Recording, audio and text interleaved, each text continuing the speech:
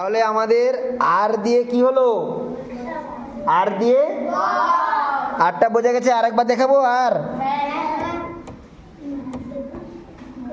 এইটা ছিল তো আর, এইখান থেকে এটা জুড়ে দাও, আর এইখান থেকে এই হয়ে গেল। বকটা হলো তো। এই বকগুলো এই প্রসেসে আঁকা হয়েছে কি? এইবারে আমাদের প্রসেসটা আরেকবার বুঝে নেওয়ার দরকার আছে। কোনটা?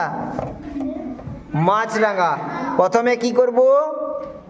একটা ডিম দিলাম, তারপরে তার থেকে একটু বড় ডিম এখানে একটা দিয়ে দিলাম। এবারে এইখানে একটা ল্যাজ বানিয়ে দাও। বানিয়েছি। এই অংশটা একটু মুছে দিয়ে এখানে ভি করে দাও। ভি করে দিয়ে কি হলো? ঠোঁট হয়ে গেল। তারপরে এটা কি? এটা কি?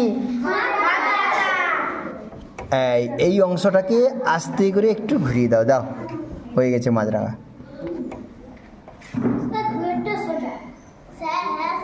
যে যে প্রসেসে আঁকতে পারো, 2 দিয়ে আঁকতে পারো বা এই প্রসেসে আঁকতে পারো। ঠিক আছে, এইটা সুন্দর করে এঁকে আনা চাই সবার। এঁকে যাও, এঁকে যাও, ঝটপট ঝটপট করো, ঝটপট করো।